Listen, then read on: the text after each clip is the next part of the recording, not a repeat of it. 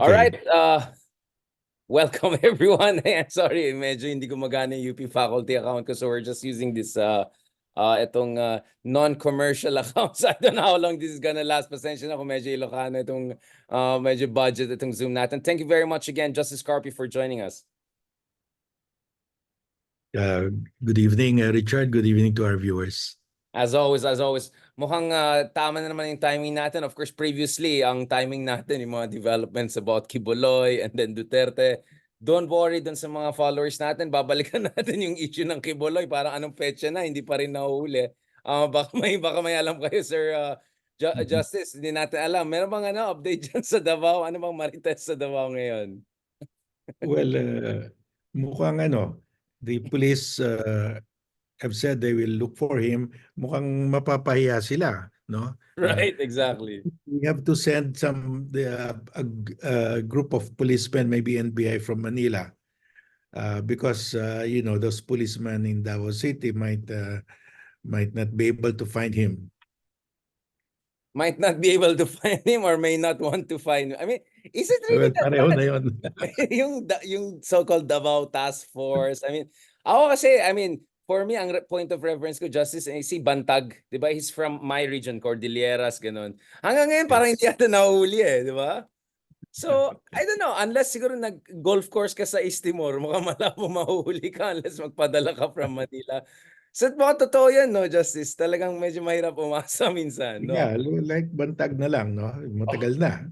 Kaya tagal na yung Bantag na yan I mean, of course, this is crazy. Obviously, for all we know, may kinalaman talaga ito dun sa first major, EJK or murder of for a journalist. And sabi ko, kung si Bantag nga, hanggang ngayon, hindi nila mahanap-hanap. You wonder what the heck is going on and then whether dito sa Kibuloy, meron tayong update. Kaya tinanong kita kasi from Davao kayo, Sir Carpio. So baka naman, sabi ko, baka may insider knowledge kayo na pwede forward sa amin. Justice Carpio, of course, we need to talk about Digong, our favorite president, soon. But before going there, what is your understanding ng etong latest na development sa Scarborough Shoal? Sa Panatag Shoal naman ito, di ba? Hindi naman ito sa Ayungin Shoal. So sa kabila naman ito. What's going on right now in the West Philippine Sea? Well, I think from my perspective, this is part of the pressure of China because they're anticipating we will go to Reed Bank to survey and drill together with a joint patrol with the US. And this is part of their pressure to warn us that there will be the same treatment when we go to Reed Bank. But really, I don't think they will do it because they were not able to do it to Malaysia and to Indonesia. So ibang klase yun because that's the open sea. It's not high tide feature. It's totally submerged. No, so that's a different category. But they will nevertheless try to intimidate us not to go to Reed Bank. Right. So we're looking at developments in Reed Bank, Ayungin Shoal, of course, previously, and also in Scarborough Shoal. So let's talk about Reed Bank and Scarborough Shoal more. Kasi last time, puro mga Ayungin Shoal tayo, which is, of course, important. Pero balikan natin. What should be the strategy in the Reed Bank before we go to the Scarborough Shoal, Justice Carpio? Well, in the Reed Bank, we have to start our survey and drilling because that's a requirement to get the gas. No, and that's how Malaysia and Indonesia started it. And unless we go there to survey and drill, we cannot get the gas. So the first step is to survey and drill so that they know that they just need confirmatory wells, I think. So we can start getting. It takes 4 years to develop a Reed Bank because you have to put up the platform, put up the pipeline from Reed Bank to Malampaya. So we really have to start. We're already delayed, very much delayed. Justice, I want to go back to this kasi dun sa mga itago na natin sa pangalan ng mga makapili, ang parating argument nila, bakit tayo hindi katulad ng mga ibang ASEAN na napakabait sa China and ngayon kumukuha sila ng investments? Well, one of the things that they don't talk about is how Vietnam, Malaysia, Indonesia, all of them pushed ahead with various degrees of success dito sa kanilang energy exploration activities. Pwede natin isa-isayin ng mga yan. I mean, of course, it's just an overview without giving too much details para lang maintindihan ng ating mga kababayan na actually lumalaban itong mga kapitbahay natin. Tayo yung medyo kulelat ngayon, hindi yung tayo lang yung lumalaban at sila yung mabait sa China. So let's start for instance with first Malaysia, because I think Malaysia is the most notorious now because of Anwar Ibrahim doing his own Duterte lawyering for China, for the lack of better way of putting it. And then let's go to Indonesia, then of course Vietnam, which is the biggest one in terms of development of offshore drilling platforms. Okay, during the COVID about 2 years ago, Malaysia announced that the Malaysian economy is dependent on oil and gas exports. That's what's fueling their economic development. And their reserves of gas, oil and gas, have gone down almost. They need to open up new wells. So they announced that they will survey and drill in their area within their exclusive economic zone, but falling within the 10-dash line. So China said, you cannot do that. We will stop you, threatening to go to war even. No? But Malaysia still sent its survey and drill ship together with its navy. At the same time, the Australian and the American warships conducted naval drills in the same area. So the Chinese Coast Guard could not do anything. And the Malaysians were able to complete their survey and drilling.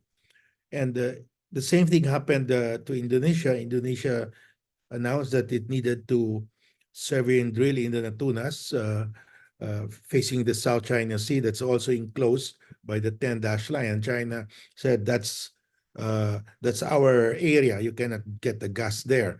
But Indonesia still proceeded, accompanied by its navy. The Indians sent its survey and drill ship, and at the same time, the U.S. aircraft carrier Ronald Reagan passed by. So the Chinese Coast Guard couldn't do anything. So they finished their survey and drilling, and we are the only country among the three countries that have not surveyed and drilled, because during the time of Duterte, he didn't want to displease President Xi Jinping. He said there will be a massacre. We cannot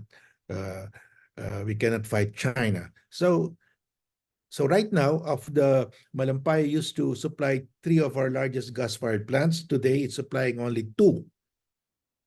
And next year, by the end of this year, it will be supplying only 1, because the gas pressure has been going down. No? And probably in 2026, we'll run out of gas already. They expect Malampaya to run out of gas by 2027. Of course, the company of Ricky Razon has promised to drill 3 new wells in the Malampay area, but that's iffy. I mean, you can't be sure. You cannot place all our eggs in one basket. We have really to develop Reed Bank as a replacement. Right. I mean, the lemon has been squeezed. I mean, like you can just squeeze it so much, right?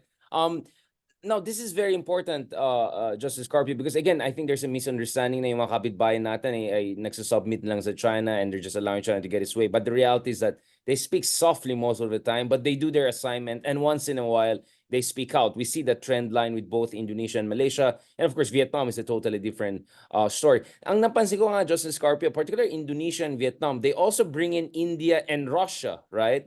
Dun sa mga energy projects nila. Especially Russia is interesting because Russia is supposed to be a friend of China, but Russian companies, whether it's Gazprom, among others, have been helping some of China's rivals to develop their offshore capacity, offshore resources, right?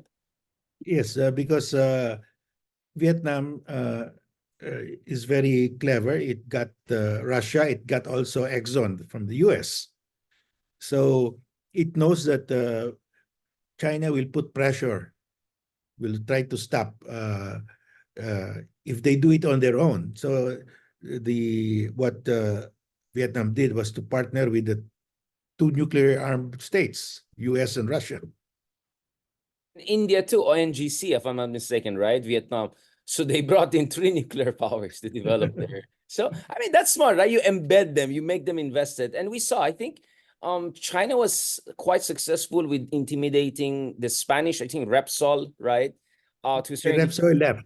Yes, Yeah, Repsol, the Spanish gave up, but the other ones seem to be hanging around, right? The Russians, the Indians, among others. they're still there. They deny that they have stopped.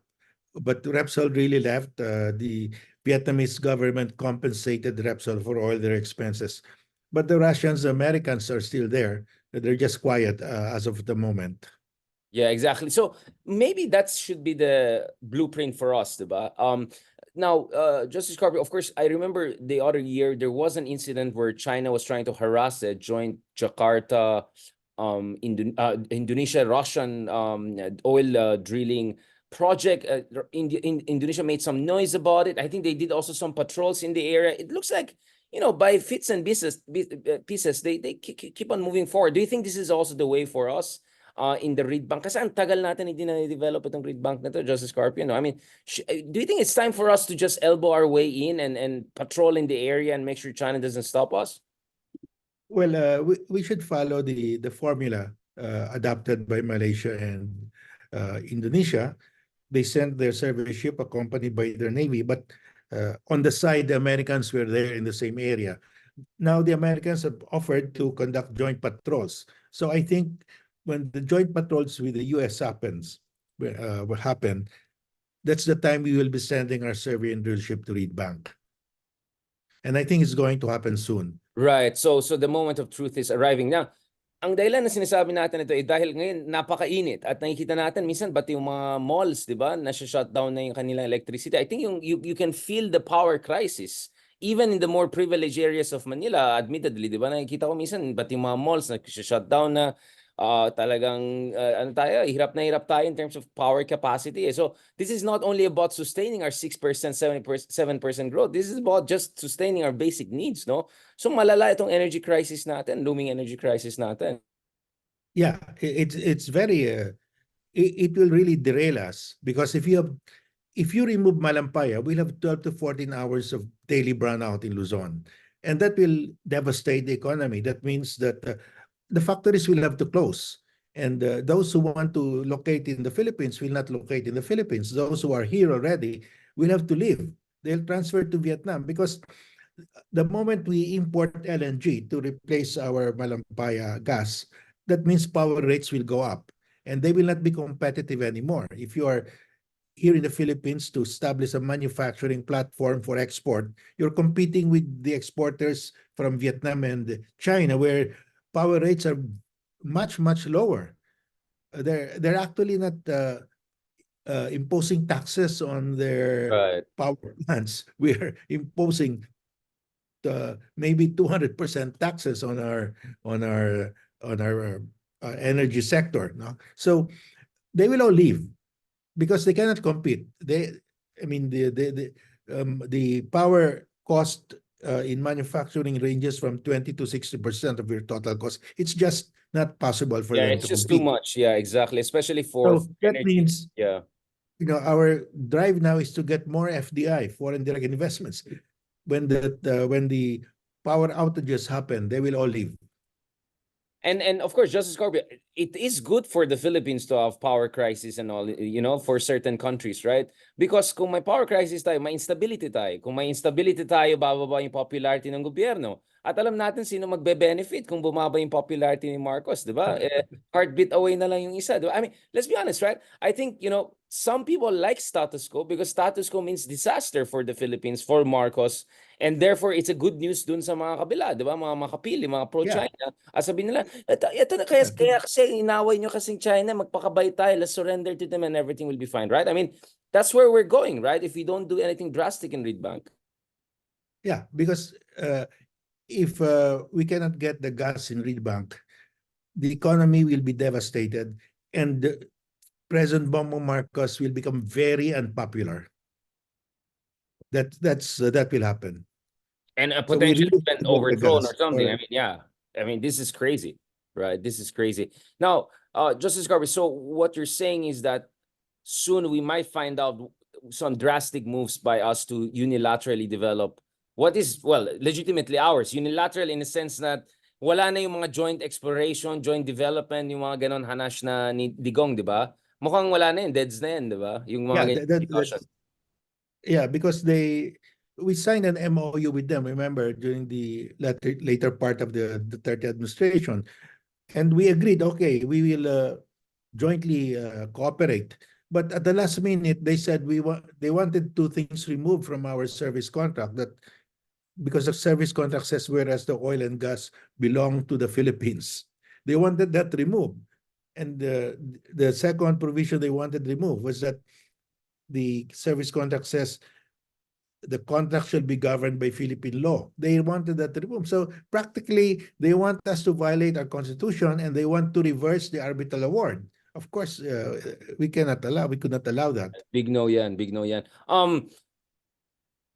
So you're cautiously optimistic that we may soon move because we're just desperate. I mean, we lost all of those years, diba? I mean, Justice, right? Because it's long overdue. Yeah. And remember, it takes 4 years. And we are now almost in the second year of the Marcos administration. And if there is still no light at the end of the tunnel when we have our 2028 elections, then whoever is the candidate supported by President BBM will have a hard time. He cannot anoint Right. his successor. My long term, again, this will help the other side, right? Especially the pro-China right. side, right? That their narrative na yan kasi inaway niyo yung China kung sana anong term ni Digong co-ownership, right? I mean, ewan ko yung conjugal understanding niya. Ewan ko talaga kay Digong na yan. So that's why it's very important. So I think even if we start this year, because we lost all those years under Digong, there's going to be a transitional phase na medyo masakit, diba? Yeah. So unfortunately, the damage has been quite done. It's just a matter of making sure hindi mag-hemorrhage yan. That's right. There is a gap because it takes 4 years to develop read bank. So we will suffer in the meantime. But once they know that we are getting the gas, I mean, people will be happy already. Which is, again, another issue that can be raised with Duterte, right? That he wasted so many years. He didn't develop the area.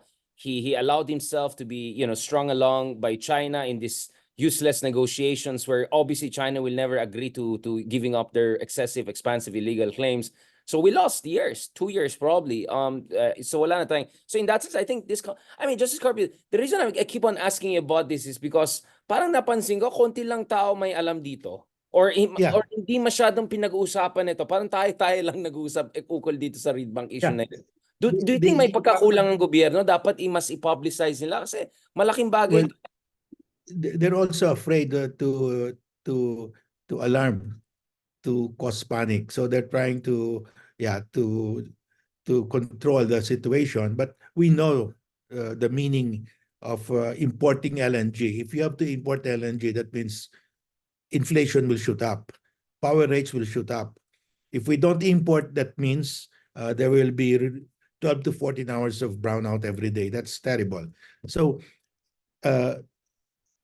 we know that we will suffer because it will take 4 years to develop read bank. But if we can get the gas, we're starting to develop it. At least there's light at the end of the tunnel. There's hope. And if there is hope, you can have a bright future if there is hope. Hold on to something.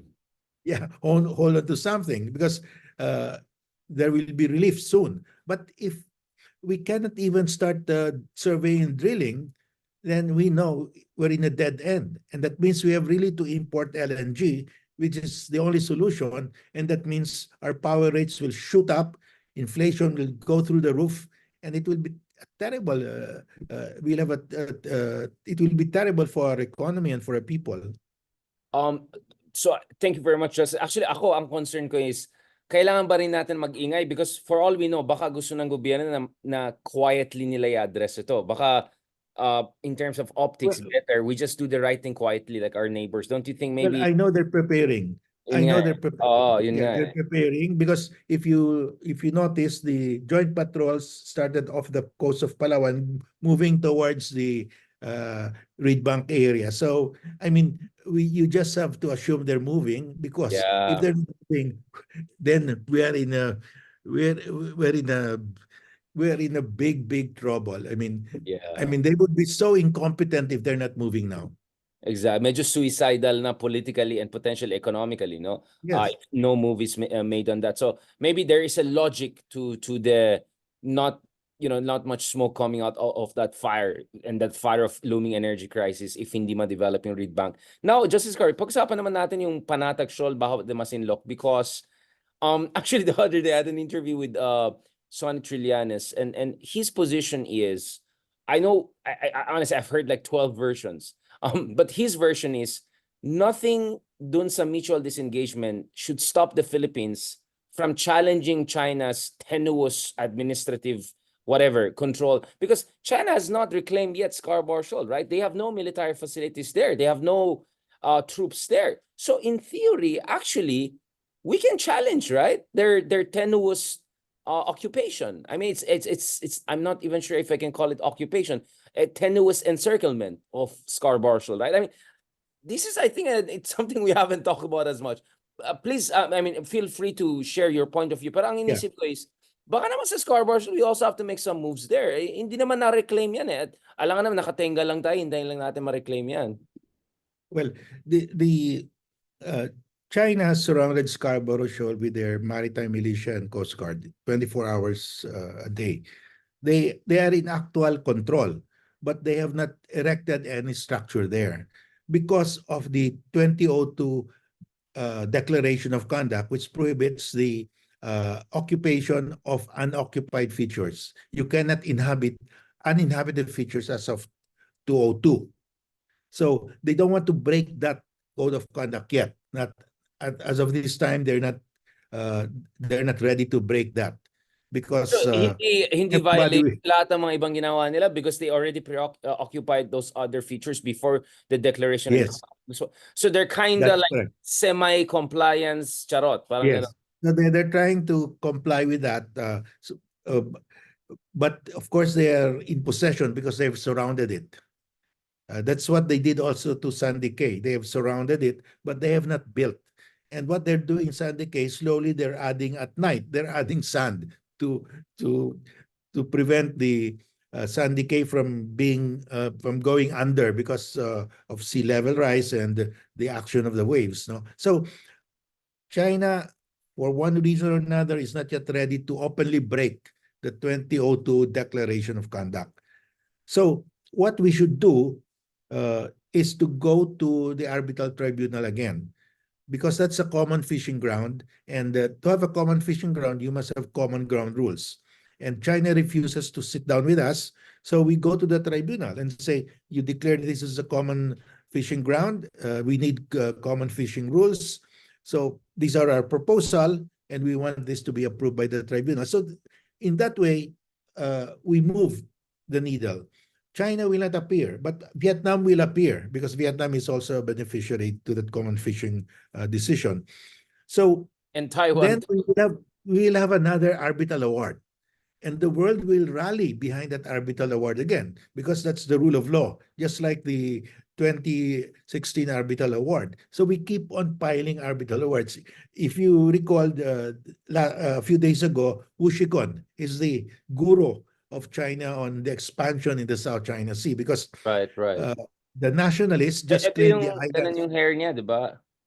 Yung fox style. Yeah. Nakasama natin lahat yan, di ba? Sa mga conferences. Yeah. Yes, Nice guy in Oxford. person. He was there in Oxford, and I was seated together with him.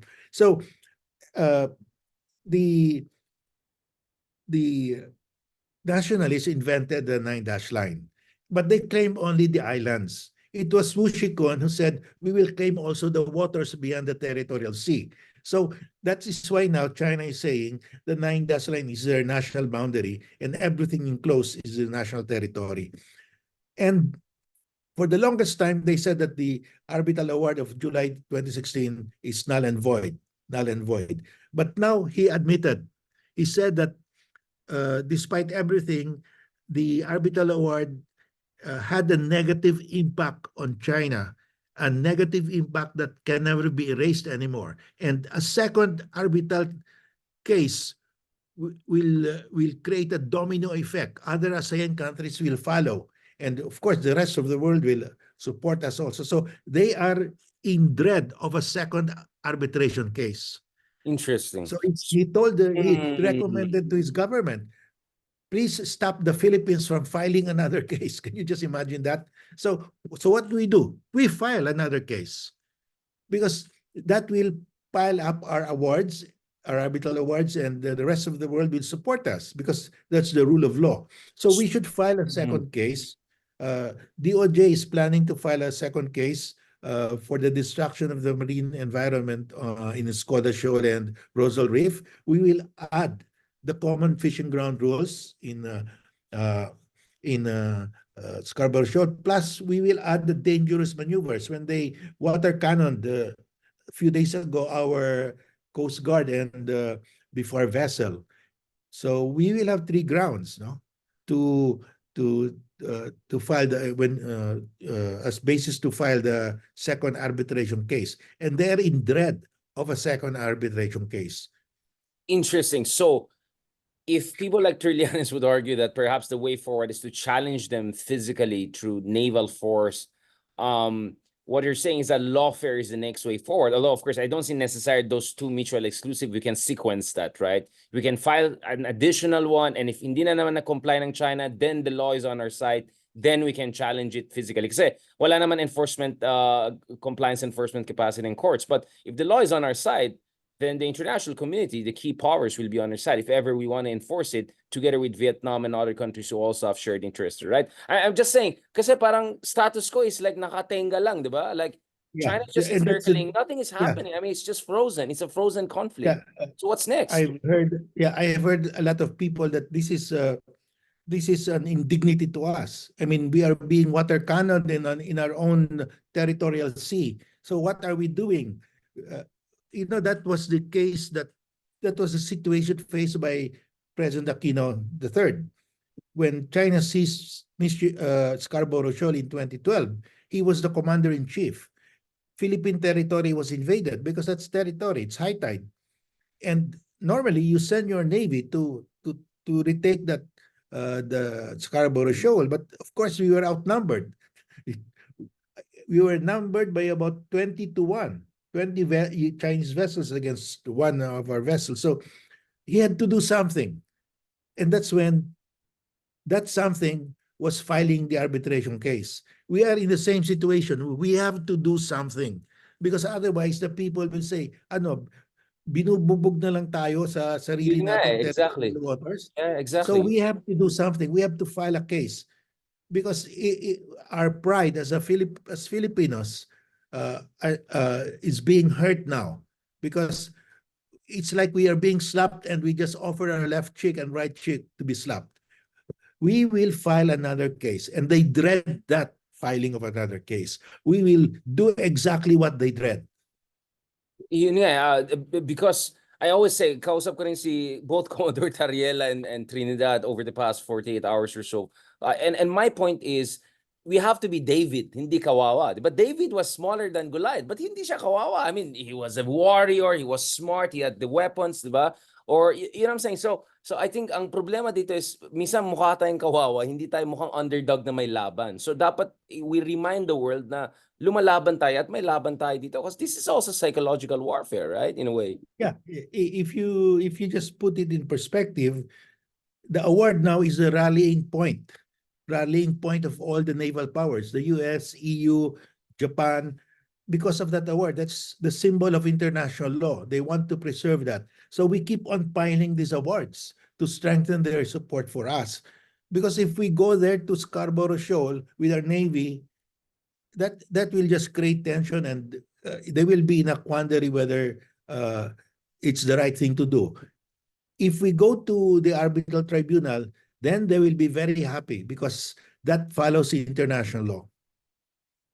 Obviously, Justice Carpio raises some weird scenario because you have a president who talks about rules-based international order, who is implying that we might go for lawfare, as DOJ puts it. You are supportive of it. And when it comes to ICC, I know, again, technically you're different, but the ICC is also about rules-based international order, right? That you cannot just go and mass murder your own citizens. So don't you think at some point there has to be an alignment there whereby you cannot pick and choose? Because that's what China is doing. China is pick and choosing, right? So if you want to have the moral ascendancy, you want the international community behind you, you have to show that you're consistently on the side of a rules-based international order, which includes international humanitarian law, hindi lang United Nations Convention Law of the Sea. I mean, this is where I see things are a little bit tricky, right? If the Marcos administration continues with its current, stance. Yeah, I think there will be some adjustments later on. Once the warrant of arrest is issued, if it is issued against all of them, including the vice president, because she's also being named there, no? So the position of the government could still change. So it's not, I don't see it as being set in stone. Or the stone is melting slowly, slowly. I mean, let's be honest. I think it's more like melting Yeah, of parang drop because on the rock. what Duterte is doing is threatening the president, the incumbent president, and you just don't threaten the incumbent president that, you know, you resign or I will lead the nation, rally against you. I mean, you don't do that. I mean, he is the sitting president. I mean, if you have anything against the president, sue him in court. Do it the legal way, Right. but Is it? do not threaten him with mass rallies and so on, or hint of you know what he said in his conference, that there might something there that we could implode.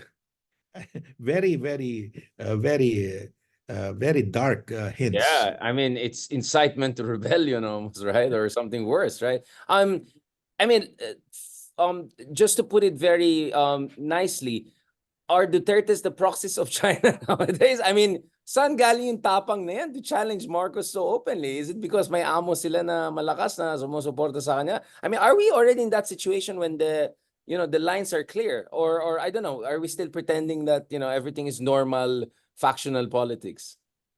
Well, it's very clear Duterte heads the pro-China, anti-America position. And that position is really anti-Filipino. Because if you are pro-China in the West Philippine dispute, that means you're willing to give up our sovereign rights. So he is the pro-China symbol. And he has accepted that when he started his Maisog rallies. The Maisog rallies is supposed to be their nationwide rallies to say no to this pivot to the US. Proxy war. To proxy Yeah, war. it is a proxy. But it's that the core issue in the South China Sea is China is grabbing our island territories and maritime zones. It's the only country in the world that is invading us. The dispute really is between the Philippines and China. It's not a China-US dispute. We just happen to ask the US to help us because it's our treaty ally. Because we cannot fight China on our On our own. own, exactly. Let's be Pero yun ang honest. gusto ng We China, cannot. di ba, Justice Carpio? Gusto tayong susuloy ng China. At yun ang exactly yung gusto ng mga makapili. Na Yeah. pasolo tayo sa China, which wala tayong laban, di ba? It's not the Can you just fight. imagine, Richard, if today the US and its allies will withdraw from the South China Sea, tomorrow the 10-dash line becomes the national boundary. Ubos tayo. Our EEZ will disappear. It will be part of the 10-dash line if the US will withdraw. It's as simple as that. But if China today will recognize our EEZ under international law, there is no more dispute. We don't need the EDCA sites. Because if China will respect our exclusive economic zone, allow us to get the gas in Reed Bank, which is within our EEZ, we don't need the EDCA sites. So it's really China's move to grab what is ours that's forcing us to get help from our allies. Our hands is forced. We are being defensive, really. I mean, we don't. I think the It's really a president was clear defensive about it. move. China doesn't want us to go to ask the support of the US, and that means it will be purely China against the Philippines, and it's no match. I mean, we won't last a day. Actually, there's may nagse-circulate na Justice Carpio, by the way, yung sinabi ko na Ilocano tong Zoom natin, patapos ito. I'll send you another link because I want to have a short follow-up on Duterte's and Kibuloy and all. But before this free non-business account runs out of its first 40 minutes, ang bilis ng 40 minutes, Justice. Ito, nakita ko itong anime na it's a picture of different ASEAN flags. Yung ibang ASEAN countries ay naglalaro sa they're having games sa rain, yung sa taas naman they're trying to cover themselves from umbrella, habang yung Pilipinas at Vietnam ay ang water cannon, di ba? So I'll show. So essentially the idea is that, the ASEAN is fiddling while wino-water cannon at kinakawawa yung mga ibang bansa katulad ng Pilipinas and all. I mean, to a certain degree, also Vietnam, no? I think we can talk a little bit about that more. Justice Carp, before we close this and then open another Zoom shortly to discuss a little bit more, should we realistically admit na hindi natin maasa ng ASEAN as a whole to really be on our side? Kasi I keep on hearing dun sa mga, hindi naman pro-China, pero dahil anti-America sila, pinipilit nila, dun na tayo sa ASEAN. Pero ASEAN is practically useless on this. I mean, what other evidence you want to see? ASEAN is useful on other issue, but not on this one. I mean, let's just be realistic about it, right? Well, all those who are not involved, all those who are not prejudiced by the 9-dash line, we cannot expect them to support us because they're getting loans, investments from China. That's their number one priority. We can only rely on countries that are similarly situated as us, like Vietnam, Indonesia, and Malaysia. Brunei is too small to make a difference. And even the Malaysia is a bit questionable. We'll discuss it very soon. I'll send you the new link, Justice Carpio. Now, Malaysia, because Malaysia, they already got what they wanted. Right. They were able to survey and drill, and that's why Anwar said we don't have a problem with China because they already got what they wanted.